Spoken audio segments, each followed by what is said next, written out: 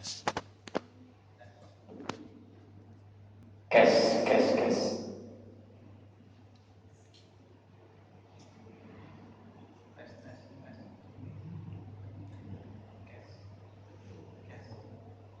Kes, kes. Kalau tes nggak bunyi, kalau kes bunyi. Bismillahirrahmanirrahim. Assalamualaikum warahmatullahi wabarakatuh. Waalaikumsalam.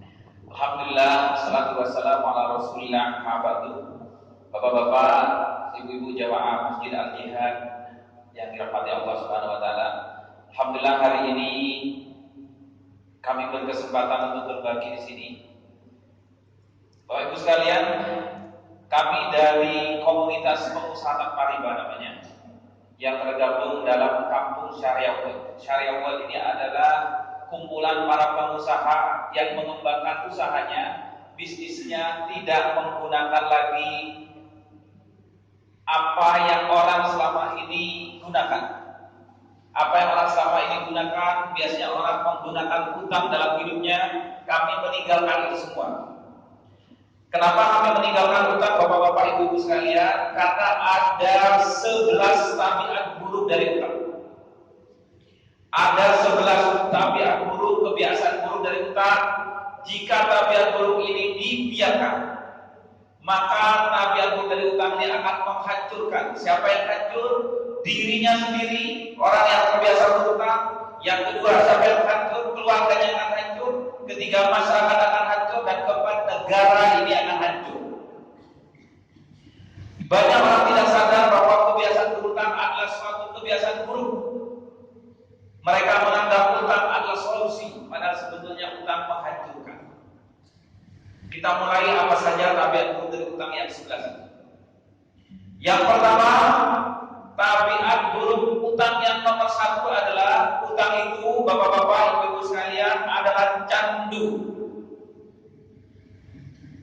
Seseorang yang mulai berutang sekali, misalnya dia terpikir untuk beli motor, padahal belum cukup uangnya, lalu dia mulai utang motor. Sekarang sangat sedikit orang membeli motor, menyebut membeli motor, padahal mereka utang motor. Ketika pertama kali mereka utang motor, berikutnya dia akan utang benda-benda lain. Ketika ada barang, tidak dilihat lagi harganya, tapi dilihat berapa cicilannya. Setelah melihat berapa cicilannya, dia mulai berpikir, wah, saya sanggup mencicilnya. Bukan sanggup membelinya, tapi sanggup mencicilnya. Terjebak utang pertama kali. Suatu ketika saya diundang ke Kalimantan Barat, diundang di sebuah kabupaten, Pak Ibu sekalian. Kabupaten ini resah luar biasa. Ya, resah luar biasa. Saya diundang ke sana. Kenapa? Karena ternyata hampir semua PNS di sana, TNI, Polri di sana, guru, anggota dewan di sana sudah terjebak pada lilitan utang. Dimulai ketika mereka keluar SK-nya, keluar pengangkatannya, langsung SK itu, Pak Ibu sekalian, tidak pernah pulang ke rumah, tapi disimpan di tempat yang paling aman di dunia, namanya bank. Katakanlah pertama kali dia mengagungkan SK-nya mendapat pinjaman 10 juta rupiah. Dibikin selama 2 tahun, setiap bulan dia bayar 500 ribu. Setelah 2 tahun lunas itu cicilannya, utangnya. Pertanyaan saya, apakah berhenti di situ? Tidak berhenti. Berlanjut lagi ke yang periode kedua, periode ketiga, apanya pertama 10 juta, terus lanjut kedua, ketiga, keempat, sampai kapan? Yang namanya kecanduan, Pak Ibu sekalian, dia yang namanya kecanduan, sampai kapan berhenti kecanduan? Kemungkinan pertama, sampai dia mati membawa itu utang, membawa kecanduannya, mati karena kecanduan. Yang kedua, ada muncul kesadaran dari dirinya bahwa dia salah, dia kecanduan, sehingga dia sadar untuk meninggalkan, melepaskan diri dari kecanduan itu. Dan yang ketiga, ada tekanan dari pihak luar, sehingga dia sadar bahwa dia sedang kecanduan. Tabiat utang yang pertama, tabiat utang yang pertama, utang itu membuat seseorang kecanduan, tidak bisa lepas sampai dia mati membawa utangnya. Itu kejadian di Kalimantan Barat. Mudah-mudahan di Amunta ini tidak seperti di Kalimantan Barat. Kalau melihat wajahnya menatap saya sepertinya aneh. Mudah-mudahan tidak terjadi di sini Pak Yai. Tabiat guru berhutang yang kedua. Sebelum saya lanjut tabiat guru berhutang yang kedua, saya tanya lagi kepada jamaah hadirin sekalian, apa tabiat guru berhutang yang pertama tadi? Kecanduan, bagus. Yang kedua, tabiat guru berhutang kedua, Bapak Ibu sekalian, yang namanya kecanduan, maka dosisnya pasti bertambah. Semakin lama semakin bertambah. Begitu juga dengan utang. Jumlah utang semakin lama semakin bertambah. Tadi jika ada seorang PNS TNI Polri pertama kali berhutang 10 juta rupiah, dibikin 2 tahun, setelah 2 tahun, pertanyaan saya, berhenti atau tidak di situ? Lanjut lagi pertanyaan saya, jumlahnya bertambah atau berkurang? Jumlahnya akan terus bertambah dan terus bertambah. Sampai kapan? Sampai orang itu mati membawa hutang, sampai orang itu tidak sanggup membayar hutangnya, bahkan bunganya saja. Di tingkat perorangan, di tingkat pribadi, kalau Anda sekarang punya kartu kredit, tolong diingat-ingat, pertama kali disetujui kartu kreditnya, berapa plafonnya waktu itu, berapa limit kartu kreditnya waktu itu, bandingkan sekarang berapa, saya jamin sudah berlipat-lipat jumlah limit utang Anda. Begitu juga jumlah kartunya. Kalau Anda terbiasa main kartu kredit, tolong ingat-ingat pertama kali dulu disetujui kartu kreditnya, berapa kartunya? Pasti 1. Sekarang berapa? Saya jamin sudah berlipat-lipat. 2 bulan yang lalu, saya datang ke Kalimantan Timur, di kota Balikpapan. Ketika saya bercerita tentang tabiat berhutang yang kedua, ada seorang pengusaha angkat tangan. Saya pikir mau protes. Apa yang disampaikan? Dia bilang, Pak Samsul, apa yang Pak Samsul sampaikan benar. Dulu 9 tahun yang lalu utang saya, kartu kredit saya punya 1, limitnya Pak Ibu sekalian 10 juta rupiah. Setiap bulan dia bayar minimum paymentnya, batas pembayaran paling rendahnya sebesar 10%, 10 juta rupiah dia sediakan. Setelah 9 tahun Pak Ibu sekalian dia main kartu kredit, 2 bulan yang lalu kartu kreditnya nggak banyak, cuma 26 kartu. Dan berapa limitnya? Pertama kali 10 juta rupiah, dan 9 tahun kemudian jumlah limitnya sudah lebih dari 1 miliar rupiah.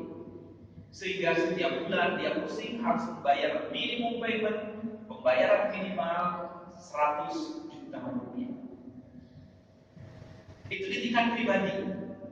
Di tingkat perusahaan juga begitu. Kalau ada bisnis ini, Anda mau usaha di sini, tolong ingat pertama kali Anda dapat pinjaman dari bank, berapa dulu plafonnya, bandingkan sekarang berapa, saya jamin sudah berlipat-lipat dan tidak akan pernah berhenti, akan terus bertambah dan terus bertambah. Itu di tingkat bisnis perusahaan, di perusahaan. Di tingkat negara juga begitu, Pak Ibu sekalian. Sampai kapan akan berhenti? Sampai negara ini bangkrut, tidak punya kedaulatan apa-apa.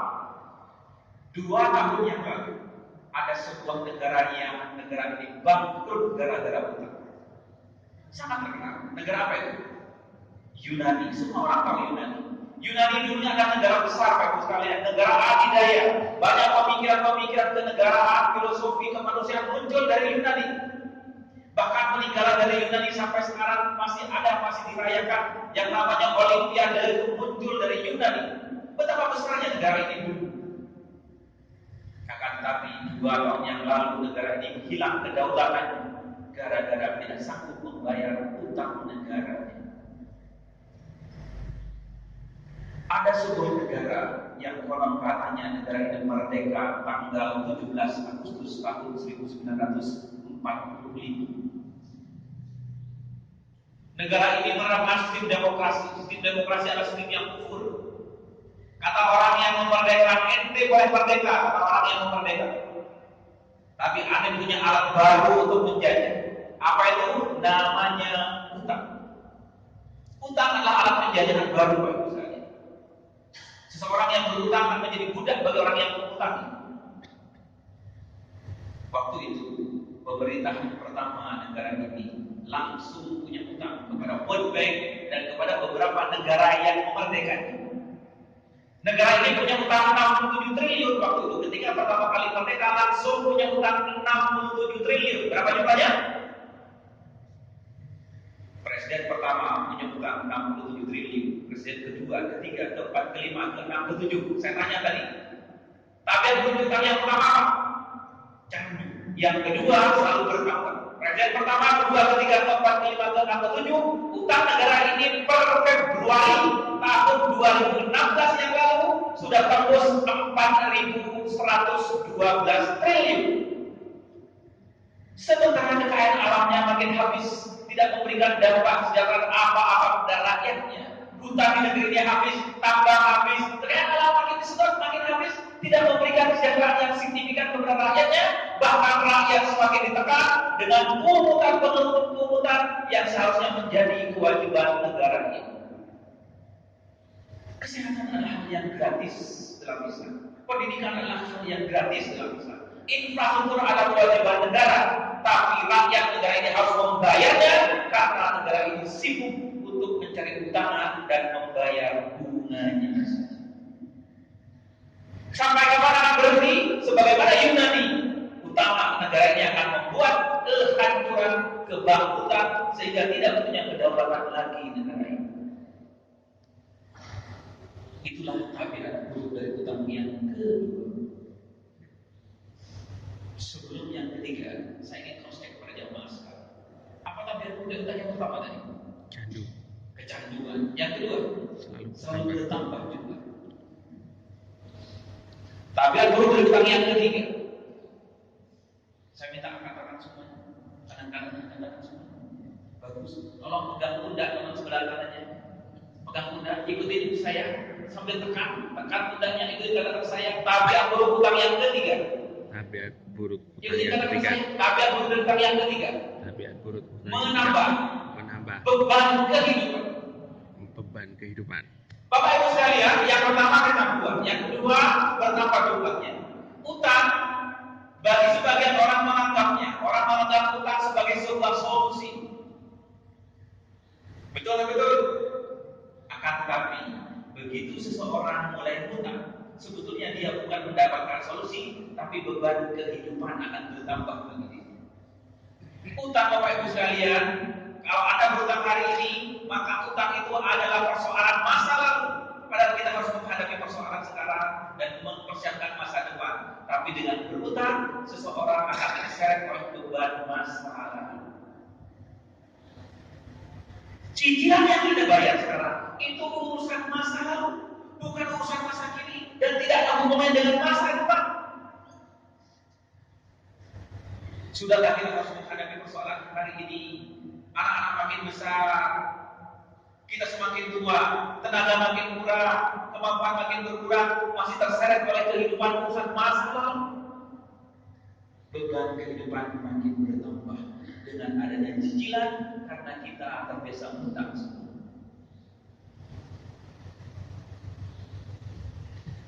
Ini tatapannya kok aneh melihat saya. Angkat tangan semuanya bagus tadi. Bagus. Tolong letakkan di sini. Bagus. Ikutin kata-kata saya. Pak Samsul. Ikutin kata-kata saya. Pak Samsul. Saya tahu Pak Samsul sedang bercerita tentang siapa? Tentang orang Kalimantan Timur sama Kalimantan Barat, bukan orang Kalimantan Selatan. Atau orang Kalimantan. Sebelum saya lanjut tabiat berutang yang keempat, biar hafal semuanya. Apa tabiat berutang yang pertama? Canduan. Yang kedua, bertambah beban. Yang ketiga, bertambah beban kehidupannya, Pak Ibu sekalian. Tabiat buruk utang yang keempat, seseorang yang kecanduan, seseorang yang bertambah bebannya, mikirin luar biasa ketika utang, maka tabiat buruk utang yang keempat, tangan kiri semuanya ke depan, ibu-ibu, bapak-bapak tangan ke depan, ikutin kata-kata saya dengan gerakan tangannya, ikutin kata-kata saya. Tabiat buruk utang yang keempat, nggak ada suaranya. Tabiat buruk utang yang keempat, membuat seseorang tangannya begini, gelisah pada malam hari. Seseorang yang berutang Pak Ibu sekalian tidak akan pernah punya ketenangan dalam hidupnya. Di malam hari dia kepikiran, besok ada uang nggak ya? Besok ada duit nggak di rekeningnya? Ada uang masuk ya? Kalau nggak ada uang gimana ya? Kalau ada tukang kaki gimana ya? Gelisah di malam hari Pak Ibu sekalian. Gelisah luar biasa. Suatu ketika saya diundang ke sebuah kabupaten namanya Samboja. Nah, ini bukan satelit di Kalimantan Timur, Samboja. Ya, sekitar 2 jam dari Balikpapan. Kota ini ada di Kutai ya, Kutai Timur. Saya diundang oleh orang yang terkaya di sana. Rumahnya termasuk termewah di sana, mobil mewah semua berjejer-jejer. Akan tetapi beliau orang ini sudah terlilit utang karena bisnisnya sedang redup, Ibu sekalian. Apa yang terjadi dengan saya ketika ngobrol, ya, ngobrol bukan di publik, tapi di ruang khusus, kita ngobrol bertiga waktu itu. Apa yang terjadi? Dia bilang, Pak Samsul, andai langit-langit bisa bicara, mungkin dia akan berteriak. Karena setiap malam saya nggak bisa tidur, bolak-balik. Di depan TV pegang remote kontra ganti acara, nggak tahu apa yang ditetapkan. Karena dia terpikirkan utang-utangnya. Besok gimana ya? Kalau ada tukang daging gimana ya? Kalau lewat jembatan di jalan, kalau ada yang nyegat gimana ya? Banyak sekali orang yang ketakutan lewat. Kalau dicegat, motornya diambil gimana? Kepikiran terus, terbebani terus. Setiap malam dia gelisah hidupnya. Tidak akan pernah ada ketenangan. Itulah tabiat utang yang keempat. Sebelum saya lanjut yang kelima, agar semua jamaah ini hafal, ya, tabiat buruk utang yang pertama apa tadi?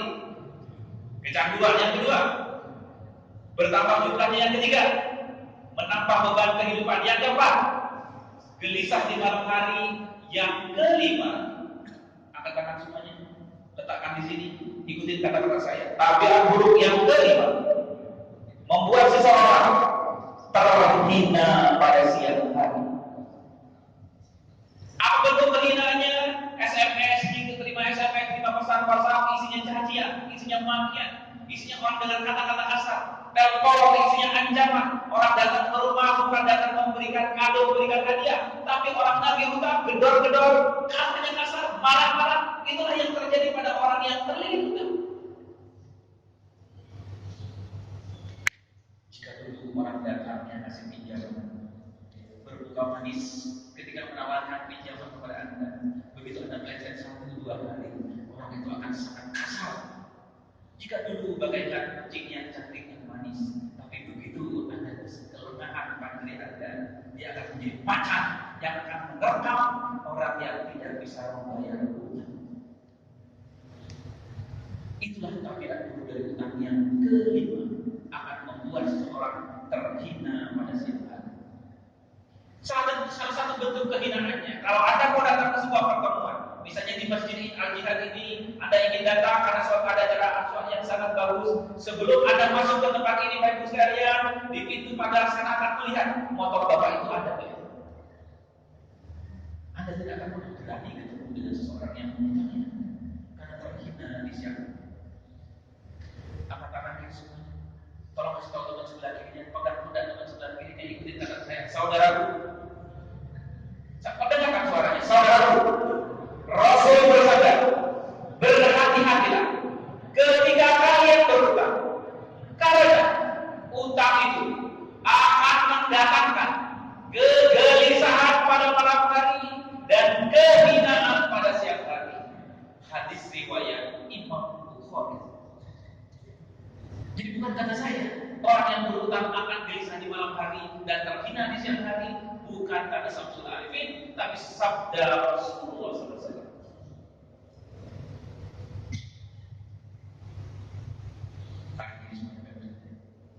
Taruh di sini, ikutin kata saya.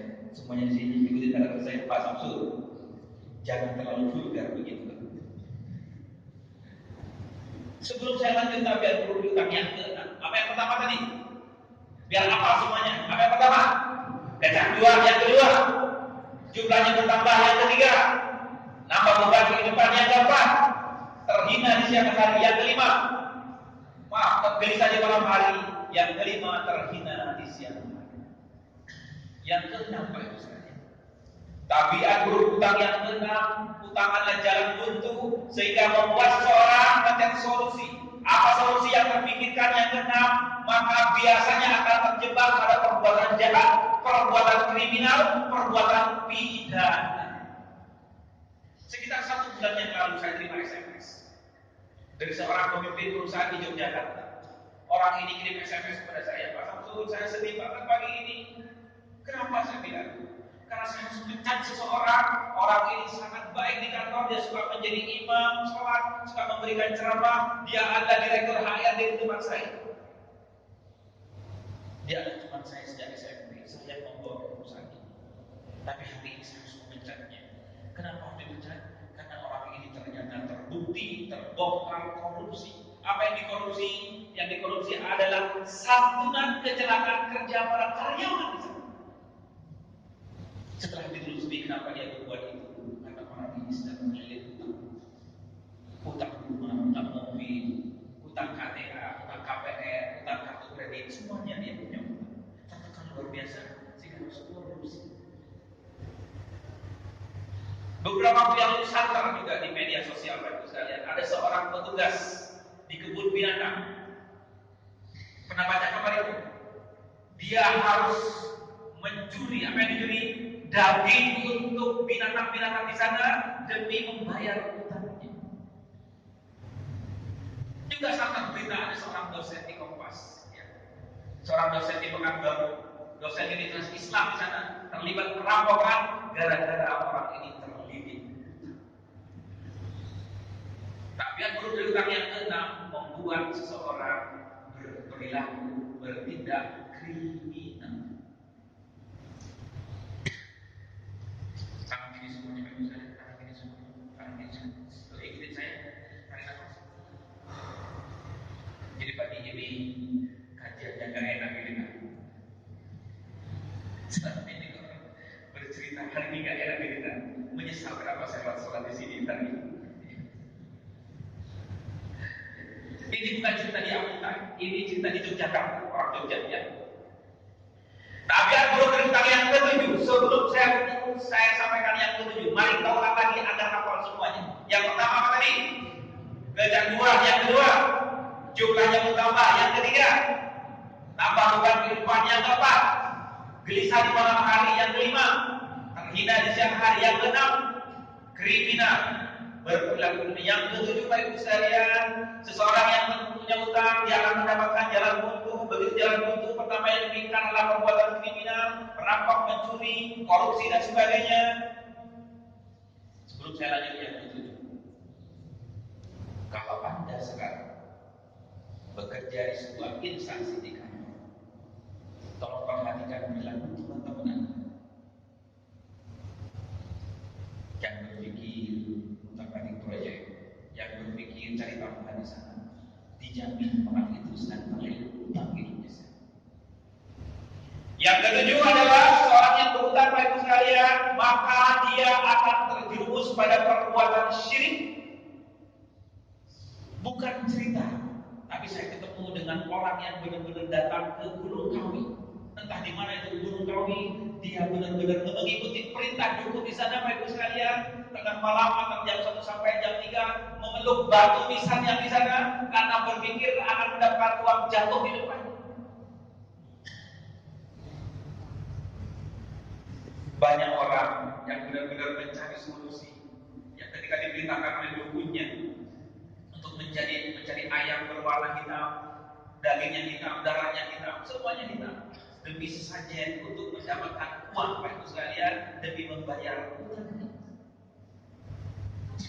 Tapi aku berutang yang ketujuh adalah membuat seseorang berperilaku syirik, musyrik Bapak Ibu sekalian. Yang tidak mungkin dilakukan oleh orang yang hidupannya tenang, tanpa tekanan, tanpa hutang. Itulah tabiat berutang yang ketujuh. Sebelum saya lanjut yang ke-8 agar apa? Yang pertama apa tadi? Kecanduan. Yang kedua, bertambah jumlahnya. Yang ketiga, tambah beban kehidupan. Yang keempat, gelisah pada malam hari. Yang kelima, terhina pada siang hari. Yang keenam, kriminal. Yang ketujuh, syirik.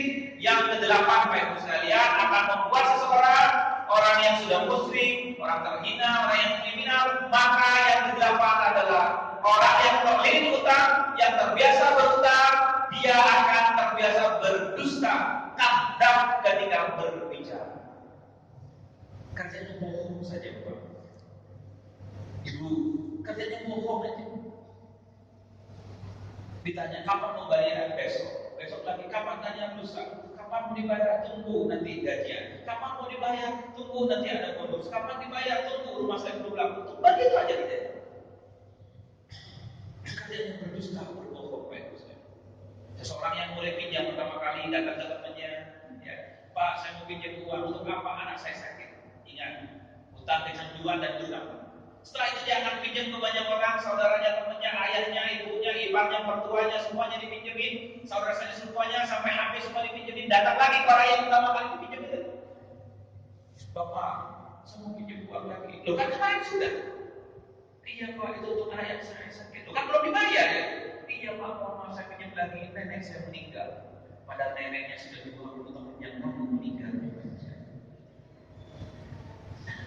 Akan membuat seorang yang berdusta kadar kalau bicara.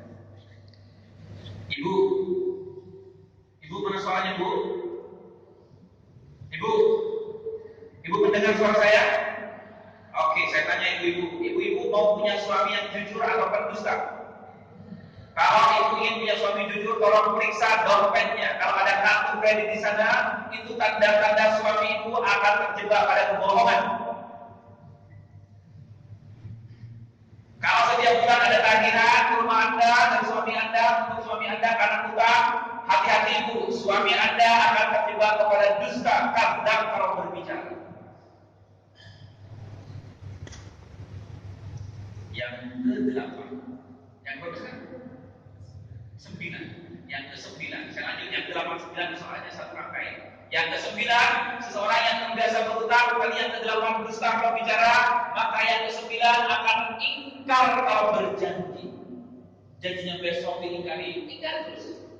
Anaknya tanya, ayah kapan kita pergi ayah? Kata ayahnya bulan depan. Begitu bulan depan tanya lagi sama anaknya, ayah kapan kita pergi? Nanti terusnya. Ingkar kalau bicara. Tangan kiri semua. Tolong kasih tahu teman sebelah kirinya. Ikutin kata-kata saya. Semuanya tak kasih tahu. Tangan kiri semua kasih tahu teman sebelah kirinya. Ikutin kata-kata saya. Saudaraku, Rasul bersabda, seseorang yang terbiasa berutang, dia akan dusta kalau bicara, ingkar kalau berjanji. Jadi bukan kata saya. Rasulullah SAW mengingatkan agar kita Bapak Ibu sekalian menjauhi kebiasaan berutang karena akan menjadi seorang yang dusta kalau bicara dan ingkar kalau berjanji. Itulah 9 tabiat buruk dari utang. Sebelum saya beranjak ke yang ke-10, saya tanya, yang pertama apa tadi?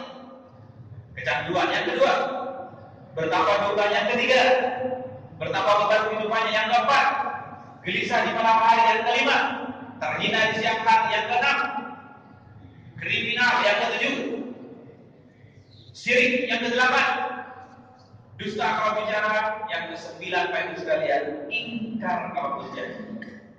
Bapak, kalau Anda mau bermitra bisnis, mau berpartner dengan seseorang, mau kerjasama dengan seseorang, tolong periksa di rekening dompetnya. Kalau ada kartu kredit dompetnya, atau dia masih punya beban utang, timbang dan sebagainya, jangan pernah ajak orang untuk bekerja sama, karena dia akan mendustai Anda dan ingkar kalau berjanji kepada Anda.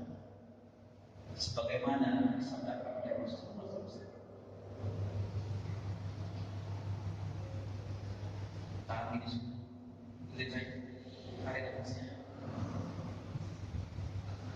Ini wajahnya aneh menatap saya. Saya tidak paham kenapa Anda memandang saya seperti itu. Ada senyumnya saya tidak paham, senyum tidak paham. Ini bukan kejadian di sini, di Jawa kejadian. Bukan di sini PNS, bukan di sini tadi PNS di Kalimantan Barat kalau selengkap. Ya, tidak ada bedanya maksudnya. Ya. Sekarang yang ke-10, yang keberapa? Yang ke-10 Bapak Ibu sekalian, seseorang yang terlibat utang, maka angkat tangan kiri semuanya, angkat tangan kiri semuanya. Ibu-ibu angkat tangan ibu, segini Bu, ya. Tolong pegang tangan teman sebelah kanan kirinya, pegang tangannya. Ya diangkat bagus. Ya, pegang tangan teman sebelah kanan kirinya bagus, turunkan pelan-pelan, lepaskan. Hilangnya kemesraan. Seseorang yang terbiasa berutang, biasa utang, maka hilang kemesraannya di rumah. Yang seharusnya suami istri menunjukkan keharmonisan, tandanya, maka yang terjadi rumahnya panas bawah. Sang istri mendekati suaminya, ayah, apa sedang kau pikirkan ya? Kata suaminya, ngapain nanya-nanya? Berantem terus bapaknya. Anak-anak makin besar, bukan semakin soleh, bukan semakin buruk, tapi semakin nakal, semakin tidak bisa diatur. Di tempat tidur seharusnya suami istri berpelukan. Boleh tidak suami istri berpelukan di tempat tidur? Boleh. Ada orang yang punya utang, suaminya gelisah, bolak-balik, istrinya nggak tenang, bolak-balik, bagus sekalian. Jangan ada kemampuan di rumah tangga. Siapa di antara yang ingin harmoni di rumah tangga? Apa syaratnya? Jangan punya utang. Yang ke-11. Sebelum ke yang 11, agar apa semuanya dari awal tadi? Apa yang pertama? Kecanduan yang kedua, bertambah jumlahnya ketiga, bertambah bebannya keempat, gelisah di malam hari yang kelima, terhina di siang hari yang keenam, kriminal yang ketujuh, syirik yang kedelapan, dusta orang bicara yang kesembilan, ingkar kalau berjanji yang ke-10, hilang keharmonisan yang ke-11. Bapak Ibu sekalian, seseorang yang terlilit utang, seorang yang terbiasa berutang, maka akan kehilangan fokus dalam hidupnya. Seharusnya kalau pekerjaan kita fokus pada pekerjaan, membangun karir, kalau bisnis kita fokus pada bisnisnya. Tapi orang yang terlilit utang, Bapak Ibu sekalian, pikirannya akan fokus pada utang-utangnya. Setiap saat kerjanya melihat tanggalan, hari ini jatuh tempo yang hari ini begitu, Bapak Ibu sekalian. Yang terpikir adalah menambah utang, bagaimana nambah utang, bagaimana top up, bagaimana menutup utang dengan utang lagi. Itulah yang terpikir. Terpikirnya gimana cari utangan lagi. Bukanlah membangun bisnisnya, bukan membangun karirnya. Datangnya tanggal, datangnya bulan. Ketika bulan datang, Bapak Ibu sekalian, bagi orang yang terlilit utang, lebih panas daripada datangnya matahari. Datang bulan, datang tagihan. Kenapa Pak Haji? Punya pengalamannya tetangga sebelah. Datangnya bulan lebih panas daripada datangnya matahari. Yang ke-12 sebagai bonus. Ya, tadi saya sebut 11, yang ke-12, maka orang terlilit utang, kehidupannya akan semakin terpuruk dan terus terpuruk.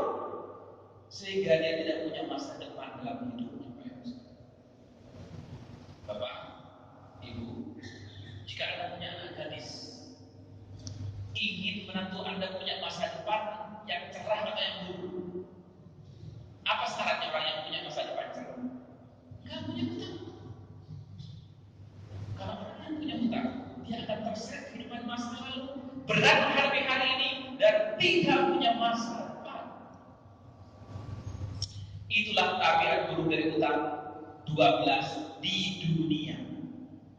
Di dunia ada 12 tabiat buruk dari utang. Di akhirat, Bapak Ibu sekalian, hati-hati orang yang terbiasa berutang. Hari ini belum selesai utangnya, hati-hati.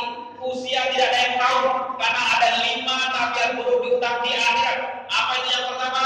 Tabiat buruk utang yang pertama di akhirat, Bapak Ibu sekalian, kita tidak akan pernah mendapatkan syafaat dari Rasulullah SAW. Orang yang meninggal dunia, utangnya belum selesai, tidak ada yang mau membayar utangnya, ahli warisnya terus cekcok, Bapak Ibu sekalian, merebutkan hartanya, bersaling lempar tanggung jawab untuk membayar utang-utangnya, maka hati-hati. Tabiat buruk utang yang pertama di akhirat, orang itu tidak akan pernah mendapatkan syafaat dari Rasulullah SAW. Apa itu syafaat? Syafaat adalah pembelaan Rasulullah SAW. Rasul akan membela nanti di padang mahsyar selama 50.000 tahun. Kita akan berdiri pada mahsyar. Tidak ada yang kuat, tidak ada yang tahan di sana. Matahari hanya sejengkal di atas matahari. Semua orang tidak ada yang tahan kecuali orang yang mendapatkan syafaat dari Rasulullah. Orang yang mendapatkan syafaat, Rasul akan bilang, ya Allah, ini umatku, ya Allah, ampuni dosanya, ya Allah, terima amalnya, ya Allah, bahwa dia menolongku, ya Allah, dia umatku, ya Allah. Itulah syafaat. Orang yang mati membawa utang, dia tidak akan mendapatkan syafaat dari Rasulullah SAW. Suatu ketika Rasul sedang bersama para sahabat seperti ini, tiba-tiba datang orang membawa jenazah. Diletakkan di hadapan Rasulullah jenazah ini, lalu yang bawa minta Rasul menyolatkannya. Rasul bertanya kepada yang bawa,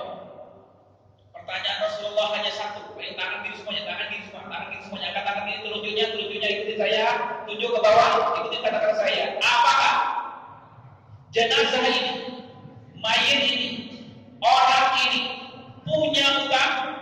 Itulah pertanyaan Rasul kepada yang bawah. Lalu yang bawah menjawab, tidak ya Rasul. Orang ini tidak punya utang ya Rasul. Lalu Rasul maju mengimami sholat jenazah bagi si mayit. Tidak beberapa lama Bapak sekalian, datang lagi jenazah kedua.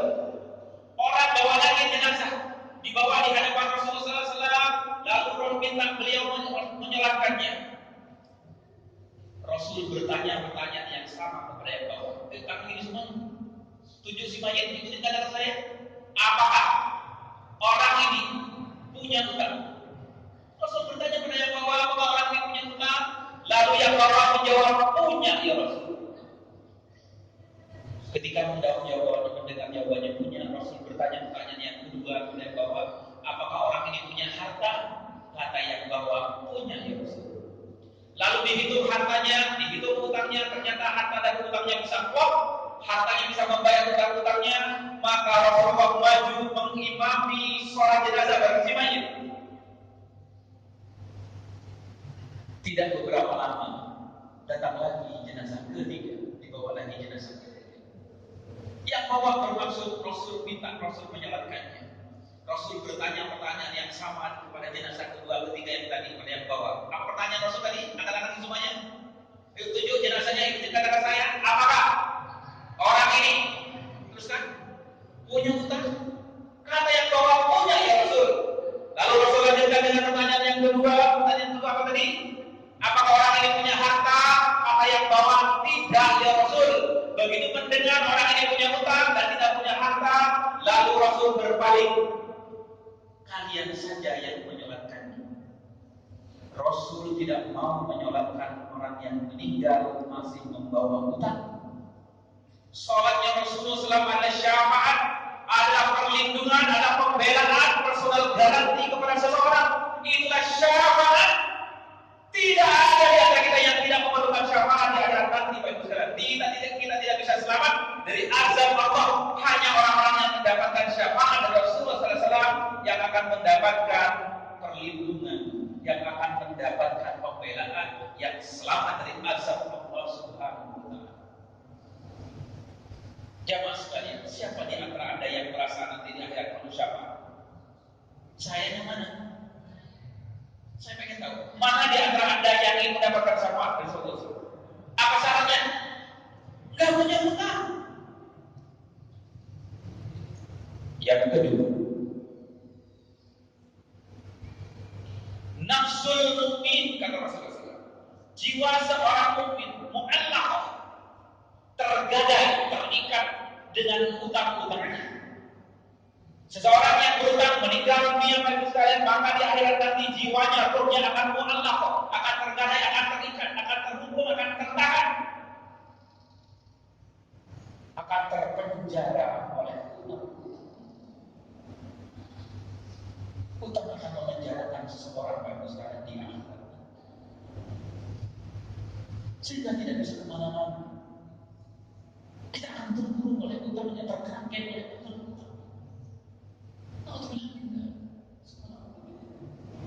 Itulah yang kedua.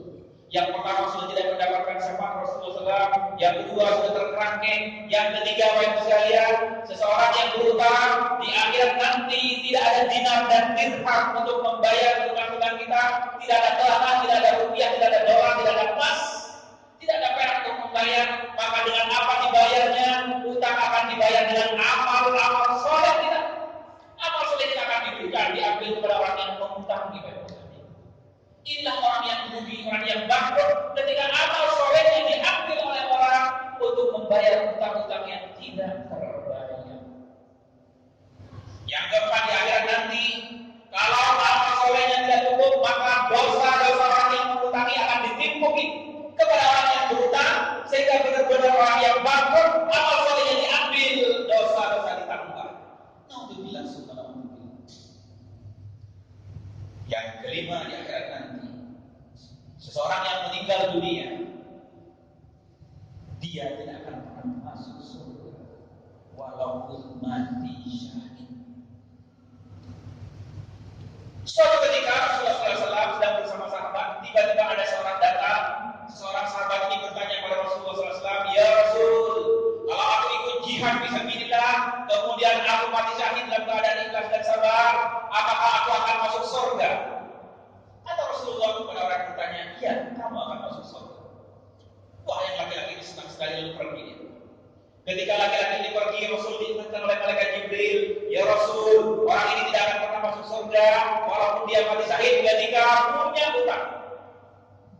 Lalu laki-laki ini dipanggil lagi, "Tak, kesini. Ketika laki-laki mendekat, Rasul bertanya, "Kamu tanya apa tadi?" Kata sahabat ini berjawab, "Ya Rasul, aku tanya, kalau aku ikut jihad fisabilillah, kemudian aku mati syahid dalam keadaan ikhlas dan sabar, apakah aku akan masuk surga?" Kata Rasul, "Iya, kecuali kamu punya utang." Seorang yang mati syahid Bapak Ibu sekalian, dia berpikir akan masuk surga, jangan yakin Pak itu surga, mungkin teman-temannya sudah masuk semua. Begitu sampai di pintu surga, kata mereka, "Kamu mau kemana? Tuh di belakangmu masih ada yang manggil-manggil kamu, selesaikan dulu urusan." Orang yang mati syahid berpikir masuk surga, dia kerjanya melihat di pintu surga, ingin jadi teman-temanku masuk surga semua, kenapa aku di sini? Tergadai, tertahan, terrangkeng oleh utang-utang. Mauzubillah. Mari kita semua mohon kepada Allah atas kelalaian kita selama yang terbiasa berutang Bapak Ibu sekalian. Ya Allah, ampuni dosa-dosa kami, ya Allah. Beri kemampuan kami untuk segera melunasi utang-utang kami. Cabut dari diri kami, cabut keinginan untuk menambah utang, ya Allah. Rabbana taqabbal minna innaka antas samiul alim. Al-Fatihah.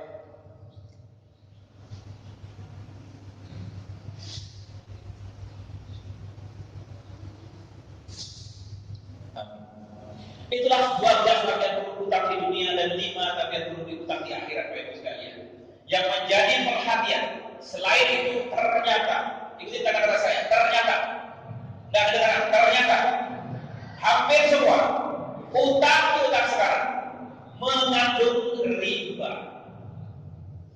Nah, kalau bicara tentang riba, banyak orang pusing, bingung apa itu riba, sudah nggak paham Bapak Ibu sekalian. Tahun 2013 kami waktu itu mulai ngomong bicara tentang riba, bicara tentang bahaya utang. Kami datang ke Ustaz, "Ya Ustaz, kenapa Ustaz tidak pernah ngomong riba? Kenapa tidak pernah ngomong utang? Pak Yai, Abah, Kakak, kenapa Pak tidak pernah ngomong Pak Yai?" Setelah diteliti, ternyata banyak sekali Ustaz Kiai yang mereka terlilit utang dan ada riba. Bapak Ibu sekalian, apa itu riba? Kosakata riba. Kata riba sekarang hilang dalam kehidupan kaum muslimin. Berbeda dengan kata-kata babi. Kata babi semua orang tahu. Babi itu haram. Anak kecil tahu babi itu haram. Tapi riba, anak kecil tidak ada yang tahu, bahkan kita juga hilang dalam kehidupan sehari. Tidak ada pembicaraan. Sangat jarang di masjid-masjid waktu tahun 2013. Sekarang sudah ramai orang berbicara tentang riba. Yang hampir hilang dari kalangan kaum muslimin sekarang adalah kosakata khamar. Khamar sekarang sudah hilang, sehingga banyak kaum muslimin sekarang terbiasa minum khamar. Babi tidak mereka makan dan khamar mereka minum. Padahal bagi khamar dan riba ada sesuatu yang makhluk minan din darurat, sudah jelas keharamannya. Secara ringkas Bapak Ibu sekalian, apa itu riba? Riba muncul karena dua hal. Pertama, karena transaksi jual beli atau pertukaran benda-benda ribawi. Apa itu benda ribawi? Pertama, emas, perak, kurma, gandum, garam, barley, dan ya, ada 6. Emas, perak, gandum, kurma, barley, dan garam. Terhadap benda-benda ini kalau diperjualbelikan, kalau dipertukarkan, maka akan terkena hukum riba. Bagaimana caranya agar tidak riba? Maka Rasulullah mensyaratkan, pertama, ya dan biyadin, transaksinya pertukarnya kontan, serah terimanya kontan. Jadi kalau ibu beli emas, kasih uangnya sekarang, kasih uang emasnya sekarang. Jadi kalau beli emas cicil itu namanya riba. Walaupun dilaksanakan oleh lembaga keuangan, judulnya ada syariahnya belakangnya. Yang kedua, kalau dipertukarkan harus miskin, harus seukuran. Emas diilatkan, dikiaskan dengan alat tukar. Sekarang namanya rupiah, namanya uang. Maka hati-hati menjelang lebaran nanti, seseorang yang menukarkan uang, menukar barang pecahan 100.000 10 lembar, mau ditukar tukarkan dengan 10.000 satu kupon, biasanya ngasih tambahan 20.000, 30.000, 50.000. Maka tambahan itu namanya riba. Yang kedua, riba muncul karena utang piutang.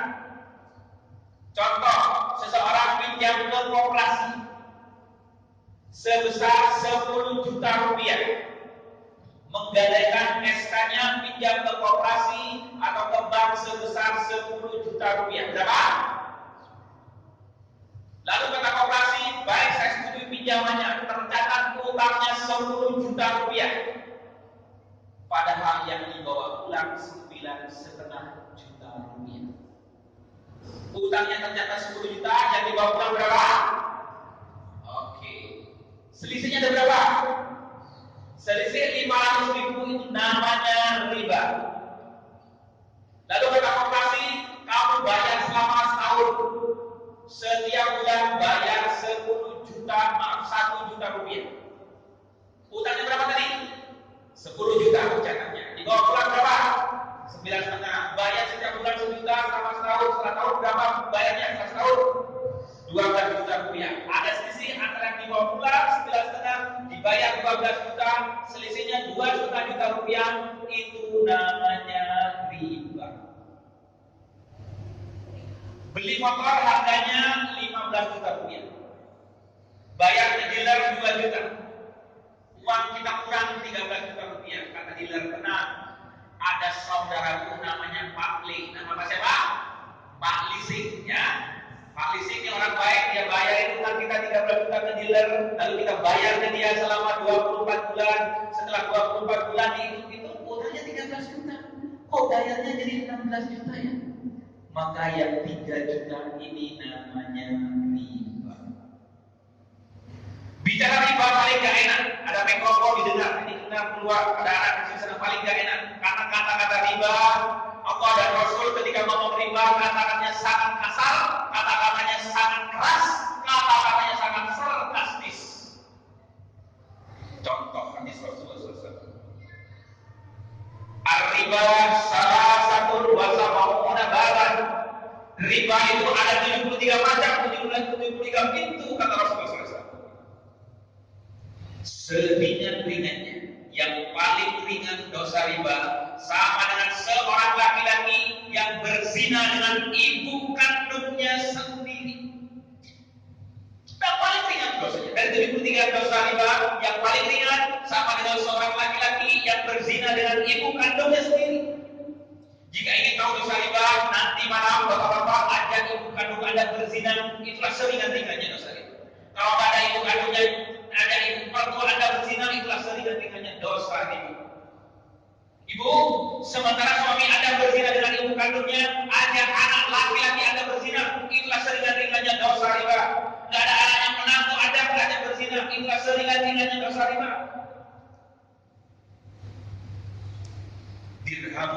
Satu dirham dosa riba, dosanya sama dengan 36 pezina.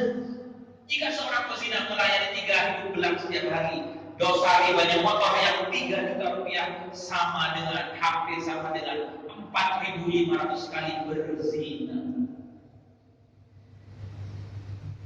Kok bisa orang melakukan dosa sedemikian rupa? Betul, Allah Subhanahu wa taala mewanti-wanti dalam Al-Baqarah 275. Alladzina yaquluna riba la yaqumuna illa kama yaqulu alladzi yatakhabbathu syaitan minal mas. Orang yang main-main dengan riba, makan riba, hidupnya dengan riba, beli sesuatu dengan riba, maka dia tidak bisa berdiri, melainkan berdirinya orang yang kesurupan karena tekanan penyakit gila. Hanya orang kesurupan yang gila yang mau berzina dengan ibu kandungnya sendiri. Hanya orang gila yang kesurupan yang mau berzina dengan anak laki-lakinya sendiri. Tidak ada dosa di akhirat nanti, tidak ada dosa di akhirat nanti yang azabnya hum fiha khalidun. Tidak ada dosa yang azabnya hum fiha khalidun, kekal selama-lamanya kecuali 2 dosa. Yang pertama dosa syirik, yang kedua dosa riba. Alhamdulillah, banyak orang sudah berhaji berkali-kali. Infak kemana-mana, sedekah kemana-mana, qiyamul lail.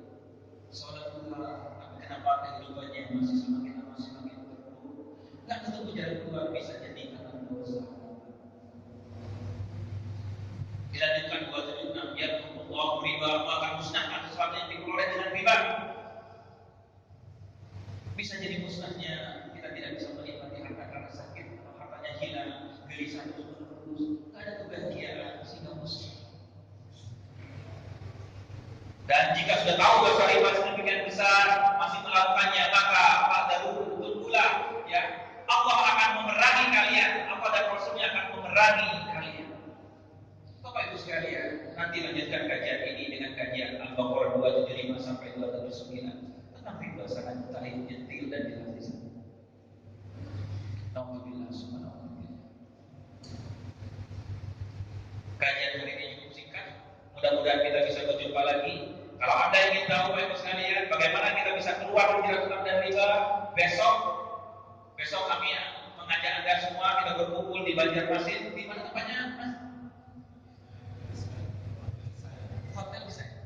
Hotel di Sayan ya, ada Pak Iskati Aputra, ada Bu Desi juga di belakang. Ya, mari kita bersama-sama rombongan datang ke sana. Kita bisa diskusikan bagaimana kita bisa terkeluar dari jeratan maksiat dosa besar yang selama ini orang mengingkarinya, yang selama ini orang tidak menyadarinya bahwa kita telah berbuat dosa besar. Walaupun demikian dari saya Bapak Ibu sekalian, mohon maaf kalau ada kesalahan. Mari kita baca